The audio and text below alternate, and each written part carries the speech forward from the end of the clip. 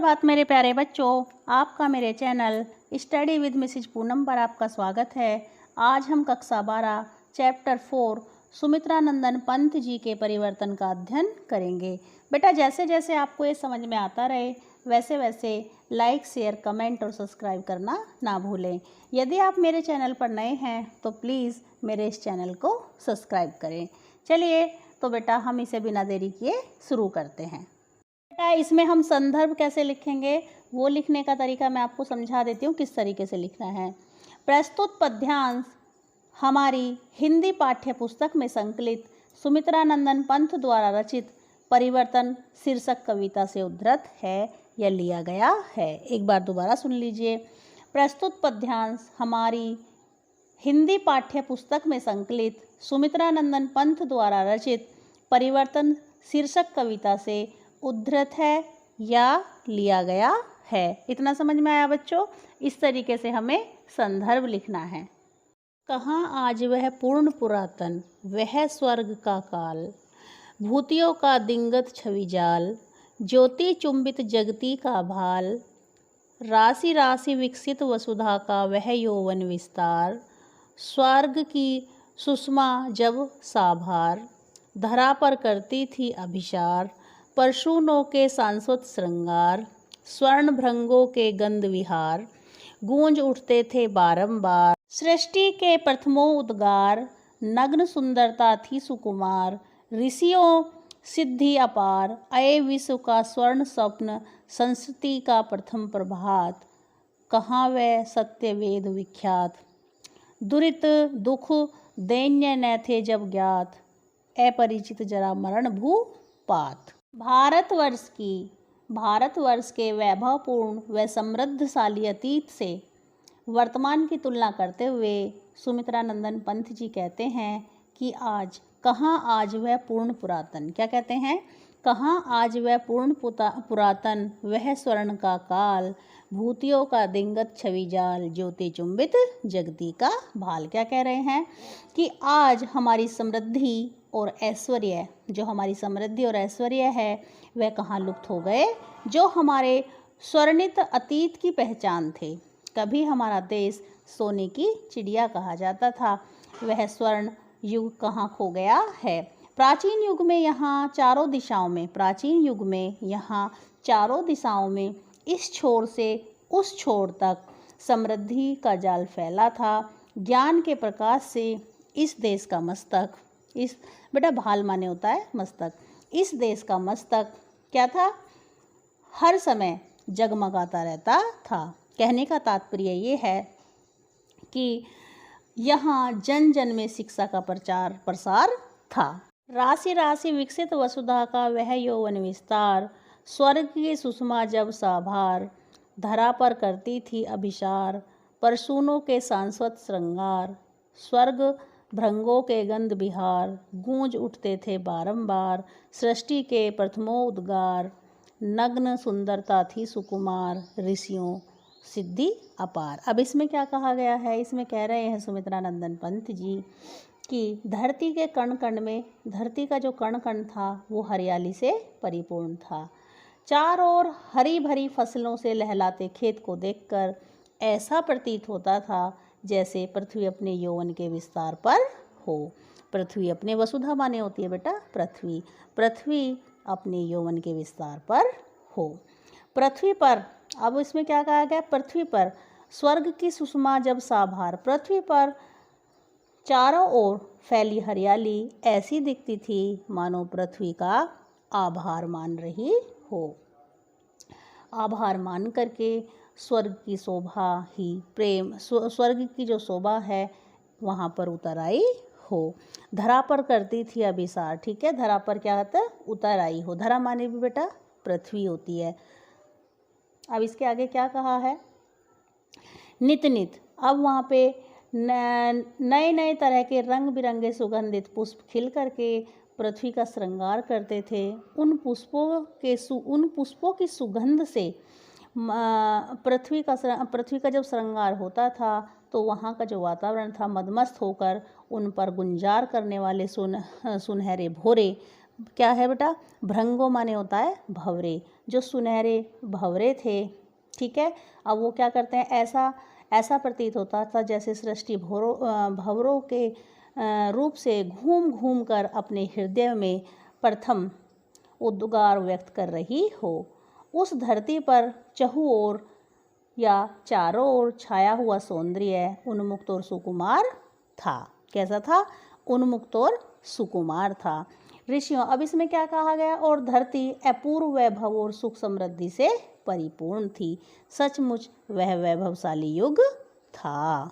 अब इसमें आगे क्या बताया है, अय विश्व का स्वर्ण स्वप्न, संस्कृति का प्रथम प्रभात। अब इसमें क्या कह रहे हैं, सचमुच वह वैभवशाली युग विश्व के स्वर्णिम स्वप्न का युग था, संस्कृति का प्रथम प्रभात। अब इसमें क्या कहा गया है, वह युग सृष्टि के प्रथम प्रभात के समान आशा, उल्लास, सौंदर्य व जीवन से परिपूर्ण था। अब आगे एक पंथ जी कहते हैं कि कहाँ वे सत्य वेद विख्यात, दुरित दुख दैन्य न थे जब ज्ञात, अपरिचित जरा मरण भूपात। अब इसमें क्या कह रहे हैं, कभी उस बीते हुए प्राचीन युग की विशेषताओं को आज न पाकर चिंतित मुद्रा में पूछते हैं कि आज वह सत्य कहाँ खो गया। हमारे ऋषि मुनियों ने जिसका मुक्त कंठ से गुणगान किया था, पूरी मानव जाति को ज्ञान का पाठ पढ़ाने वाले विश्व भर के प्रसिद्ध हमारे वेद आज कहाँ लुप्त हो गए। कितने अच्छे थे वे दिन जब हमारा समाज पाप से, दीनता से और पाप से, दुख से, दीनता से आदि से मुक्त था, और हम बुढ़ापा, मरण माने होती है बेटा मृत्यु, बुढ़ापे और मृत्यु जैसी विभिन्नताओं से भी अपरिचित न थे। अगर इसमें काव्य सौंदर्य की बात की जाती है तो इसमें रस शांत है, भाषा संस्कृत निष्ठ खड़ी बोली है, शैली प्रतीकात्मक है, छंद स्वच्छंद है, अलंकार अनुप्रास, रूपक, पुनरोक्तिक प्रकाश एवं मानवीकरण है, गुण ओज है, शब्द शक्ति लक्षणा है। हाय सब मिथ्या बात, आज तो सौरभ का मधुमास, शिशिर में भरता सूनी सांस, वही मधु ऋतु की गुंजित डाल, झुकी थी जो यौवन के भार, अकिंचिता में निज तत्काल, सिहर उठती जीवन है भार। आज पावस नद के उद्गार, काल के बनते चिन्ह कराल, प्रात का सोने का संसार, जला देती संध्या की ज्वाल, अखिल यौवन के रंग उभार, हड्डियों के हिलते कंकाल, कंचों के चिकने काले व्याल, कैचुली कांस सिवार, गूंजते हैं सबके दिन चार, सभी फिर हाहाकार। हाय सब मिथ्या बात, अब वो क्या कहते हैं, हाय सब मिथ्या बात, आज तो सौरभ का मधुमास, शिशिर में भरता सूनी सांस। अब यहाँ पे सुमित्रा नंदन पंत जी क्या करते हैं बच्चों, अपने पुराने समय को याद करके कहते हैं कि जो हमारा समय था वो एक स्वर्णिम युग था, ठीक है, लेकिन अब वो वर्तमान जो समय है इसकी स्थिति को देख करके किस तरीके से बातें कर रहे हैं वो इन पंक्तियों के माध्यम से करेंगे। अब हम समझते हैं। हाय सब मिथ्या बात, आज तो सौरभ का मधुमास, शिशिर में भरता सूनी सांस। अब वो क्या कहते हैं कि वर्तमान समय की दयनीय दशा को देखकर कल के वैभव व समृद्धि का भला कौन विश्वास करेगा। आज तो सौरभ का मधुमास, शिशिर में भरता सूनी सांस। अब वो कहते हैं आज तो अतीत की वे सारी बातें व्यर्थ व झूठी प्रतीत होती हैं। आज तो चारों ओर सुगंध बिखेर देने वाला बसंत, शिशिर अर्थात जाड़े का रूप धारण कर निर्जनता में गहरी सांस भर रहा है, अर्थात मानव जीवन की सुख समृद्धियाँ आज दुख और दीनता में बदल गई हैं। वह मधु ऋतु की गुंजित डाल, झुकी थी जो यौवन के भार, अकिंचिता में निज तत्काल, सिहर उठती जीवन है भार। अब वो क्या कहते हैं, बसंत ऋतु के में भंवरे, बसंत ऋतु में भंवरों के जो समूह हैं वो गुंजायमान वृक्षों की जो डालियां नए नए पत्तों और मंजरों फूलों से लदकर झुक जाती थीं, आज वही डालियां नव पत्तों मतलब नए पत्तों के मंजर व पुष्पों के लिए तरस रही हैं। दूसरों को सुख और आनंद पहुंचाने वाली डालियां आज अपने अपने ही जीवन के लिए भार बन गई हैं। आज पावस नद के उद्गार, काल के बनते चिन्ह कराल, प्रात का सोने का संसार, जला देती संध्या की ज्वाल। अब इसमें क्या कहा गया बेटा, यहाँ पे सुमित्रा नंदन पंत जी कहते हैं कि जो ये समय है ये परिवर्तनशील है, और उसी समय की परिवर्तनशीलता का उल्लेख करते हुए कवि कहते हैं कि आज वर्षा ऋतु में बाढ़ लाकर जो नदियाँ चारों ओर भीषण तबाही मचा देती थीं, वही नदियाँ आज वर्षा ऋतु के बीत जाने के पश्चात अपना अस्तित्व बचाने के लिए संघर्ष करती नजर आती हैं। ठीक है, इतना समझ में आया, संघर्ष करती नजर आती हैं। इसके बाद में बच्चों क्या कहते हैं, और रेत कचरा झाड़ झखाड़ आदि के रूप में बस अपने कुछ चिन्ह छोड़ जाती है।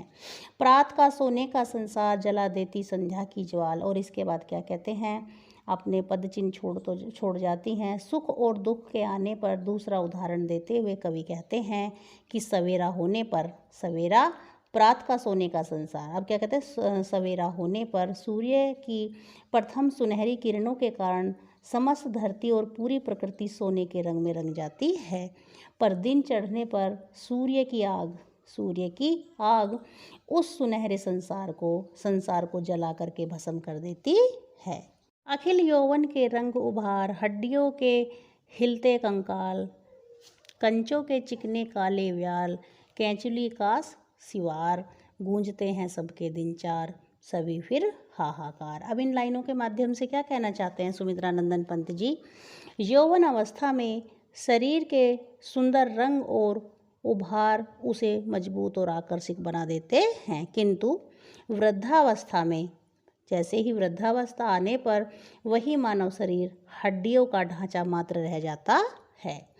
क्या है, हड्डियों के हिलते कंकाल, कैसा रह जाता है, हड्डियों का ढांचा मात्र रह जाता है और उसमें कोई आकर्षण शेष नहीं रहता है। काले सर्प, अब क्या है, काले सर्प के सदस्य चिकने सुंदर। अब जो काला सर्प होता है उसके सदृश्य ले लेते हैं किसी बात को, चिकना जो सुंदर हो, वो कितना सुंदर और चिकना दिखता है जब काला सांप होता है, जब वो यौवन में होता है। ठीक है, जब वो सांप यौवन में होता है तो वो एकदम से दिखने में एकदम चिकना और सुंदर लगता है, जब केस सर्प अपनी, लेकिन वो कब तक सुंदर लगता है, जब उसने कैंचुली धारण की होती है, उसमें मारनी शुरू हो जाती है। उसी प्रकार से वह भी क्या हो जाता है, अपनी सुंदरता से हीन हो जाता है। उलझे हुए दिखने लगते हैं इस प्रकार हम, उलझे हुए से गूंजते हैं सबके दिन चार, सभी फिर हाहाकार। वो क्या कहते हैं, सुमित्रा नंदन पंत जी यहाँ समझाते हैं कि उलझे हुए दिखने लगते हैं, इसी प्रकार हमारे जीवन में सुख स्थायी रूप से नहीं ठहरता। सुख के 4 दिन बीतने के बाद दुख का आना तय हो जाता है। कहने का तात्पर्य ये है बच्चों, जिस सुंदरता पर हमें ये रहता है ना कि हम बहुत सुंदर हैं, ये सुंदरता हमेशा नहीं रहती है। एक ना एक दिन जब बुढ़ापा आता है तो ये जो सुंदरता होती है ये समाप्त हो जाती है। आपने एक उदाहरण देते हुए यहाँ पे सुमित्रा नंदन पंत जी कह रहे हैं कि आपने एक काले सर्प को देखा होगा, जब तक उसके ऊपर कैंचुली होती है वो एकदम चमकदार और सुंदर दिखता है, बहुत प्यारा दिखता है, लेकिन जब वो अपनी कैंचुली को त्याग देता है तो वो भी सुंदरता से हीन हो जाता है। उसी प्रकार से जब हमारे जीवन में 4 दिन के लिए सुख आते हैं, लेकिन इसके बाद जो है दुख का आना तय है। बेटा अगर इसमें काव्य सौंदर्य की बात की जाती है तो इसमें रस शांत है, भाषा संस्कृतनिष्ठ खड़ी बोली है, शैली प्रतीकात्मक है, छंद स्वच्छंद है, अलंकार अनुप्रास रूपक पुनरोक्तिक प्रकाश एवं मानवीकरण है, गुण ओज है, शब्द शक्ति लक्षणा है। आज बचपन का कोमल गात, जरा का पीला पात, 4 दिन सुखद चांदनी रात और फिर अंधकार अज्ञात। सुमित्रा नंदन पंत जी कहते हैं, क्या कहते हैं बेटा, कि आज जो बचपन है, बचपन का कोमल सुंदर शरीर है, वह वृद्धावस्था आने पर पीले पत्ते के समान हो जाएगा और क्या हो जाएगा, जीवन में सुख देने वाली जो चांदनी रात है वो कुछ ही समय के लिए रहती है और वो जल्द ही समाप्त हो जाती है। और फिर अंधकार अज्ञात, और क्या होता है, अज्ञात और अंधकार से परिपूर्ण रात्रि क्या हो, और जो हमारा बाकी का जीवन होता है, बचता है, वो अज्ञानता और अंधकार से परिपूर्ण रात्रि जो है उसमें मौजूद रहती है, और जिसमें हमारे जितने भी सारे क्या हैं सुख होते हैं वो बेटा नष्ट हो जाते हैं। शिशिर सा झर नैनों का नीर, झुलस देता गालों के फूल, पढ़ने का चुंबन छोड़ अधीर, अधर जाते अधरों को भूल। इसमें क्या कहा गया है बेटा, दुख के जो क्षण होते हैं, दुख के क्षणों में आंसू इस प्रकार गिरते हैं जैसे पतझड़ में पेड़ों से पत्ते झड़ते हैं, और आँखों से गिरते रहने वाले आंसू पुष्प के समान गालों को इस प्रकार झुलसा देते हैं जैसे शिशिर में सर्दी की जो ओस होती है ना, वो फूल एवं पत्तों को झुलसा देती है। उसी प्रकार प्रेमी के अधर माने होते हैं बेटा होठ जो होते हैं, चुंबनों को भूलकर अपने प्रिय के अधरों को भूल जाते हैं। मृदुल होठों का हिमजल, हास उड़ जाता निश्वास समीर, सरल बोहों का सर्दाकाश, घेर लेते घनघिर गंभीर। अब इसमें क्या कहा है, सुमित्रा नंदन पंत जी कहते हैं कि युवावस्था में जिन होठों पर हमेशा ओस के कणों की निर्मल और आकर्षक हंसी विद्यमान रहती है, वृद्धावस्था में वही होठ गहरी सांसों को छोड़ने से मलिन पड़ जाते हैं। उनकी हंसी, कहने का तात्पर्य ये है, उनकी हंसी गायब हो जाती है। चिंता विहीन यौवन में जो बोहें शरद ऋतु के स्वच्छ आकाश की तरह स्वाभाविक और सरल होकर मुख की शोभा बढ़ाती हैं, मुख की शोभा को बढ़ा देती हैं। और फिर क्या होता है, उम्र बढ़ने के साथ साथ उन्हीं बोहों में चिंता की लकीरें स्पष्ट दिखाई देती है। शून्य सांसों का विधुर वियोग, छुड़ाता अधर मधुर संयोग, मिलन के पल केवल दो चार, विरह के अल्पापार, अरे वे अपलक चार नयन, आठ आंसू रोते निरुपाय, उठे रों के आलिंगन, कसक उठते कांटों से हाय। अब इन पंक्तियों के माध्यम से सुमित्रा नंदन पंत जी क्या कहना चाहते हैं, उसकी सरलता लुप्त हो जाती है। किसकी, जो हमारी बोहें होती हैं उनकी जो सरलता होती है वो क्या हो जाती है, ख़त्म हो जाती है। और फिर इसके बाद वे हमारे जो होठ होते हैं, अब किसके बारे में बात की जा रही है, होठों के बारे में। अब जो हमारे होठ होते हैं वो सिकुड़ने लगते हैं, और वो मलिन से सुखद समय में प्रेमी प्रेमिका के जो होठ आपस में जुड़े होते हैं, वियोग के विकट समय में वही होठ विरह वेदना से व्याकुल होकर के गहरी सांसें छोड़ने के लिए विवश हो जाते हैं। उसी प्रकार से मिलन का समय अल्प जबकि वियोग का समय बड़ा होता है, अर्थात सुख कुछ समय साथ रहकर चलता जाता है जबकि दुख का प्रभाव देर तक बना रहता है।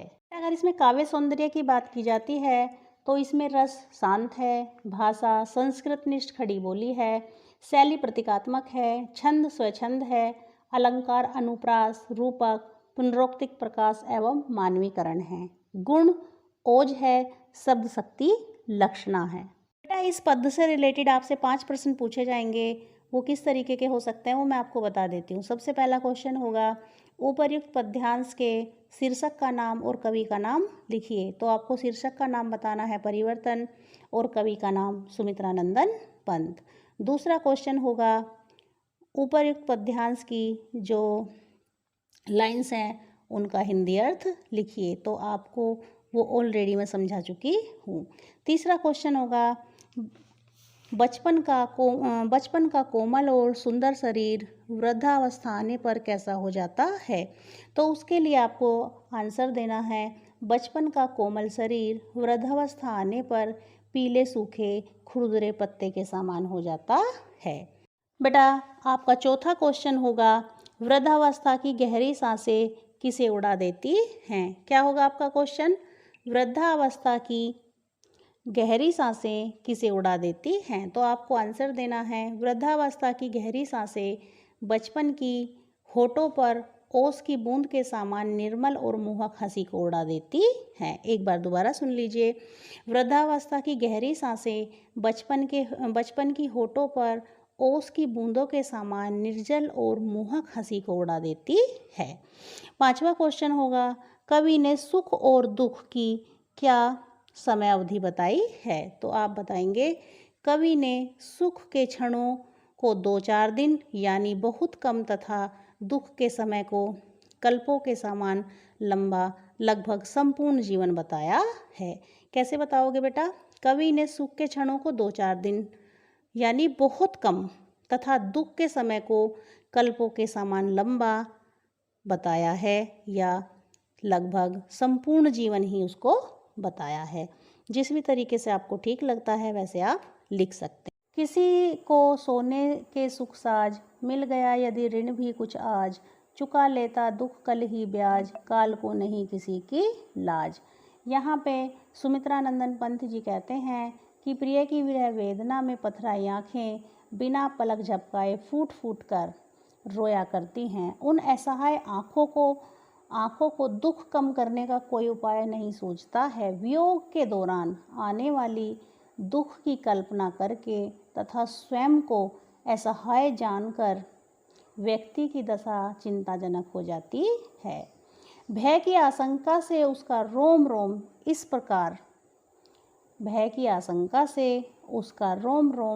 इस प्रकार खड़ा हो जाता है जैसे वह एक दूसरे का आलिंगन करना चाहता हो। दुख से उसे इस प्रकार पीड़ा पहुंचती है जैसे मानो उसके शरीर में कांटे जो होते हैं वो चुभा दिए गए हो। कवि पंत जी कहते हैं कि सुख जो होता है मानव का स्थायी साथी नहीं होता है। यदि आज किसी को सुख सुविधा के साधन उधार प्राप्त हो भी जाएं तो समय का चक्र उसे जो है इतना कमज़ोर और दुखी बना देगा कि उसे प्राप्त सारे साधन ब्याज सहित चुकाने पड़ जाते हैं और उसकी दशा पहले से भी खराब हो जाती है। इस प्रकार यहाँ कवि ने समय को निर्लज्ज महाजन की तरह माना। विपुल मणि रत्नों का छवि जाल, इंद्रधनु की जटा विशाल, विभव की विद्युत ज्वाल, चमक छिप जाती है तत्काल, मोतियों जड़ी ओस की डार, हिल जाता चुपचाप ब्यार। अब यहाँ पे क्या कह रहे हैं? सुमित्रानंदन पंत जी कहते हैं कि मानव के द्वारा असंख्य मणियों व रत्नों के रूप में संचित संपत्ति इंद्रधनुष की तरह चकाचौंध करने वाली और अत्यंत मोहक होती है, पर वह उसी क्षण भर में नष्ट हो जाने वाली भी है। जिस प्रकार बिजली की आग अपनी चमक बिखेर कर क्षण भर में किसी अज्ञात संसार में विलुप्त हो जाती है, उसी प्रकार वैभव व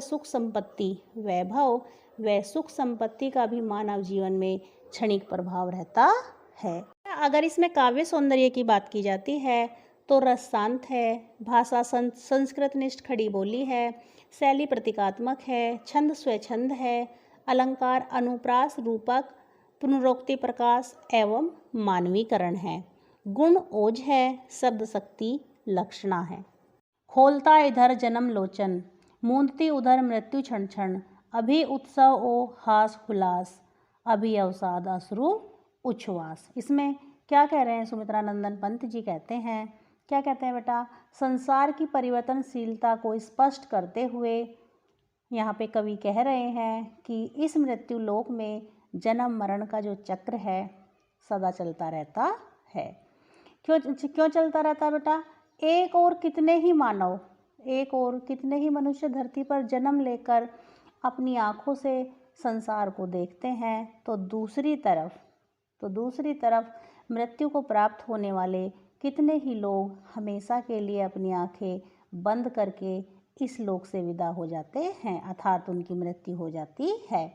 इस प्रकार एक और जन्म लेने पर हर्षोल्लास मनाया जाता है और दूसरी तरफ मृत्यु के शोक से आंसू बहाए जाते हैं। वास्तव में इस संसार का अद्भुत विधान है। अर्चिता देख जगत की आप, शून्य भरता समीर निश्वास, डालता पातों पर चुपचाप ओस के आंसू नीला आकाश। अब इसमें सुमित्रानंदन पंत जी कहते हैं कि जैसे संसार की क्षणिकता देख हवा क्या है, दुखी होकर के आहें भरने लगी है, और नीला आकाश भी यह सब देख नहीं पा रहा है और व्यथित होकर मतलब दुखी होकर अपने अश्रु रूप में पेड़ की शाखाओं पर ओस की बूंदें टपकाने लगा है। सिसक उठता समुद्र का मन, सिहर उठते उड़ूगन। अब इसमें क्या कहा गया है बेटा, इसमें कवि कहते हैं कि सागर भी धीरज खोकर सिसकियां ले रहा है और ग्रह तारे भी करुणा से परिपूर्ण उस दृश्य को देखकर कांप उठे हैं। बेटा अगर इसमें काव्य सौंदर्य की बात की जाती है तो इसमें रस शांत है, भाषा संस्कृत निष्ठ खड़ी बोली है, शैली प्रतीकात्मक है, छंद स्वच्छंद है, अलंकार अनुप्रास, रूपक, पुनरोक्ति प्रकाश एवं मानवीकरण है, गुण ओज है और शब्द शक्ति लक्षणा है। अहे निष्ठुर परिवर्तन तुम्हारा ही तांडव निर्तन, विश्व का करुण विवर्तन तुम्हारा ही नैनो मिलन, निखिल उत्थान पतन। अब इसमें बेटा सुमित्रा नंदन पंत जी क्या कहते हैं कि हे निष्ठुर परिवर्तन, किसको कह रहे हैं, किसको निष्ठुर बताया है उन्होंने, परिवर्तन को। कैसे कहते हैं, हे निष्ठुर परिवर्तन, जब तुम प्रलयकारी तांडव करते हो तो उसके भंवर में फंसकर इस विश्व का करुण अंत हो जाता है। इस संसार में जो उत्थान और पतन होता है, क्रांतियाँ होती हैं, वे मानो तुम्हारे नेत्र के खुलने और बंद होने के साथ होती हैं। कहने का तात्पर्य ये है, तुम्हारे नेत्र खुलने पर उत्थान होता है और बंद करने पर पतन होता है। बेटा इतना समझ में आया? एक बार दोबारा देख लीजिए। हे निष्ठुर परिवर्तन, जब तुम प्रलयकारी तांडव को करते हो तो उसके भंवर में फंसकर इस विश्व का करुण अंत हो जाता है और क्या होती है, अंत हो जाता है। इस संसार में जो उत्थान और पतन होता है, क्रांतियाँ होती हैं, वो कैसे होती हैं, वो मानो तुम्हारे नेत्र के खुलने और बंद होने के साथ ही होती हैं। कहने का तात्पर्य ये है, तुम्हारे नेत्र खुलने पर उत्थान होता है और बंद करने पर पतन हो जाता है। अहे वासुकी सहस्त्र फन, लक्ष्य अलक्षित चरण तुम्हारे चिन्ह निरंतर छोड़ रहे हैं जग के विक्षत वक्ष स्थल पर। यहाँ सुमित्रा नंदन पंत जी कहते हैं कि हे सहस्त्र फनों वाले वासुकी, तुम्हारे लाखों अदृश्य चरण इस संसार के घायल वक्ष स्थल पर निरंतर अपने चिन्ह छोड़ते चलते हैं। बेटा एक बार दोबारा देख लीजिए क्या कहा है, सुमित्रा नंदन पंत जी क्या कह रहे हैं, हे सहस्त्र फनों वाले वासुकी, तुम्हारे लाखों अदृश्य चरण इस संसार के घायल वक्ष स्थल पर निरंतर अपने चिन्ह छोड़ रहे हैं या छोड़ते हुए चलते हैं। सत फैनोच वसित स्फित फुतकार भयंकर, घुमा रहे हैं घनाकार जगती का अंबर। सुमित्रा नंदन पंत जी कहते हैं, तुम्हारे विष के झाग से भरी हुई और सारे विश्व को अपने लपेटे में लेने वाली सैकड़ों भयंकर फुंकारें हैं, इस संसार के मेघों के आकार से परिपूर्ण आकाश को निरंतर घुमाती रहती है। मृत्यु तुम्हारा गरल दंत, अचूक कल्पांतर, अखिल विश्व ही विवर वक्र कुंडल दिगमंडल। अब इसमें क्या कहा है, इसमें कह रहे हैं कि हे परिवर्तन रूपी वासुकी, मृत्यु ही तुम्हारा जहरीला दांत है। दो कल्पों के बीच का समय ही मानो तुम्हारी कैंचुली है। यह समस्त संसार ही मानो तुम्हारे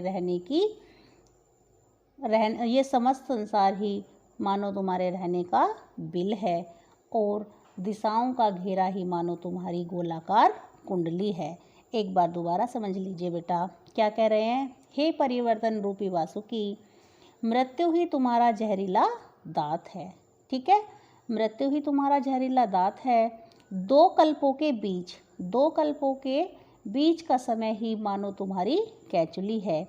यह समस्त संसार ही मानो तुम्हारे रहने का बिल है और दिशाओं का घेरा ही मानो तुम्हारी गोलाकार कुंडली है। बेटा अगर इसमें काव्य सौंदर्य की बात की जाती है तो रस शांत है, भाषा संस्कृत निष्ठ खड़ी बोली है, शैली प्रतीकात्मक है, छंद स्वच्छंद है, अलंकार अनुप्रास रूपक, पुनरोक्ति प्रकाश एवं मानवीकरण है, गुण ओज और शब्द शक्ति लक्षणा है।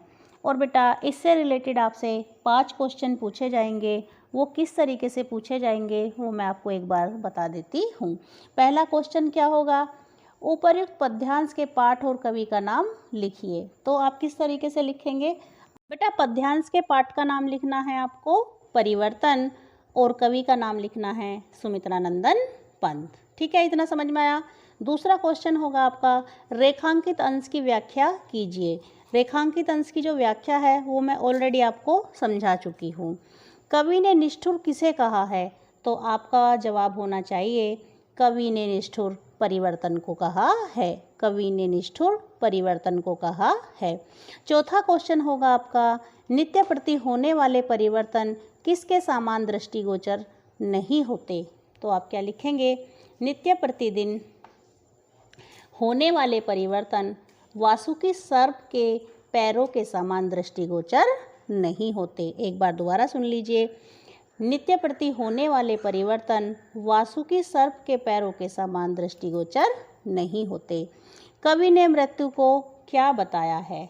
ठीक है, अब क्या है, कवि ने मृत्यु को क्या बताया, तो कवि ने मृत्यु को विश्राम स्थल की संज्ञा दी है।